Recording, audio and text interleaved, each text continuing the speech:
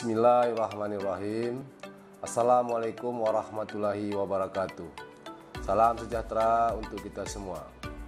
Kami dari tim gugus tugas percepatan penanganan COVID-19 Kabupaten Aceh Tenggara dengan ini menyampaikan perkembangan terkini percepatan penanganan COVID-19 di wilayah Kabupaten Aceh Tenggara pada hari ini, Senin 27 Juli 2020.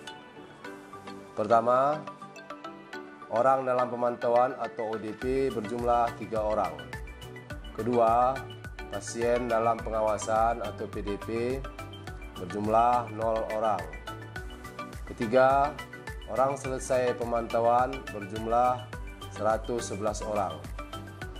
Selanjutnya, kami sampaikan jumlah orang yang masuk dari pos pemeriksaan perbatasan Loi Pakam yang berbatasan dengan Kabupaten Karo, Provinsi Sumatera Utara dari tanggal 26 Juli 2020 pukul 08.00 WIB sampai dengan 27 Juli 2020 pukul 08.00 WIB berjumlah 102 orang.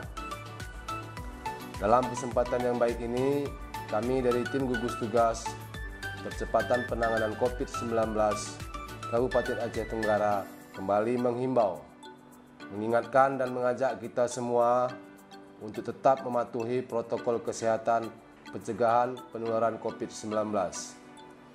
Terapkan perilaku hidup bersih dan sehat, jaga jarak fisik antara satu dengan yang lain, hindari tempat keramaian atau kerumunan orang atau yang sering kita sebut dengan physical distancing dan social distancing. Tetaplah memakai masker dengan baik dan benar. Mari jadikan protokol kesehatan, perilaku hidup bersih dan sehat, memakai masker, physical distancing, dan social distancing menjadi kebutuhan hidup kita semua.